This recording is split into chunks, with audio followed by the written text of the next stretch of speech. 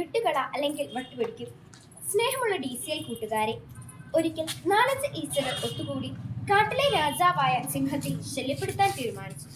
അവർ മെല്ലെ വട്ടം ചുറ്റിപ്പറന്ന് സിംഹത്തിന്റെ വാലിലെ രോമക്കൂട്ടിൽ കയറി ബഹളമുണ്ടാക്കാൻ തുടങ്ങി.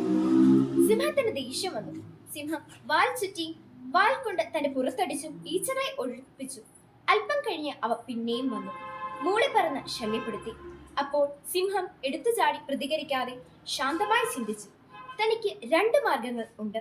1, പെട്ടെന്ന് ദേഷ്യപ്പെട്ട് ഈച്ചകളെ കൊല്ലാൻ ശ്രമിക്കാം. 2, ഈച്ചകളെ അവയുടെ പാട്ടിന് വിടാം. ഒന്നാമത്തെ മാർഗം സ്വീകരിച്ചാൽ താൻ സിംഹമാണെന്ന് ഇത് മറക്കണം. ഓരോ ഈച്ചയുടെയും പുറകെ ഓടണം, അവയെ പിടിക്കാൻ ചാടണം, വാലറ്റത്ത് കടിക്കാൻ ശ്രമിച്ച് വട്ടം കറങ്ങണം.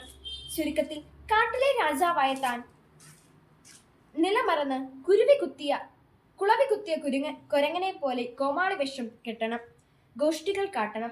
ഏതായാലും അത് വേണ്ട. അപ്പോൾ പിന്നെ മാർഗം 2, ഈച്ചകൾ വെറും ഈച്ചകളാണെന്നും താൻ കാട്ടിലെ രാജാവാണെന്നും തിരിച്ചറിഞ്ഞ് സ്വന്തം നിലയും വിലയും അനുസരിച്ച് മാത്രം പ്രതികരിക്കുക. ആലോചനയ്ക്ക് ശേഷം സിംഹം 2ാമത്തെ മാർഗം തിരഞ്ഞെടുത്തു. സിംഹം തന്നോട് തന്നെ പറഞ്ഞു, ഈ ഈച്ചകളെ വിട്ടുകള അല്ലെങ്കിൽ വട്ടുപിടിക്കും. പ്രിയ കൂട്ടുകാരെ, രസകരമായ ഈ കഥ നമ്മെ ഒട്ടേറെ പ്രധാന കാര്യങ്ങൾ പഠിപ്പിക്കുന്നുണ്ട്. ഈ സിംഹവും ഈച്ചകളും നമ്മുടെ സ്വഭാവത്തിൽ തന്നെയില്ലേ? ജീവിതത്തിൽ പ്രയത്നിച്ച് വിജയം നേടിയെടുക്കുവാൻ കൊതിക്കുന്ന നമ്മളെ സിംഹമായി സങ്കല്പിച്ചാൽ ആ ലക്ഷ്യം നേടുന്നതിൽ നിന്ന് നമ്മെ വ്യതിചലിപ്പിക്കുന്ന അശ്രദ്ധകളല്ലേ ഈച്ചകൾ? നമ്മൾ ഈച്ചകളുടെ പുറകെ പോകണമെങ്കിൽ നമ്മുടെ യഥാർത്ഥ ലക്ഷ്യം മറക്കേണ്ടി വരും.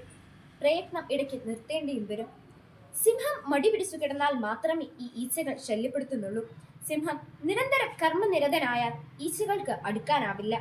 അതുപോലെ നമ്മിലും ലക്ഷ്യബോധവും ഉത്സാഹവും തളരുമ്പോൾ മാത്രമേ നമ്മളിലേക്ക് മടിയും അശ്രദ്ധയുമാകുന്ന ഈച്ചകൾ അടുക്കുകയുള്ളൂ.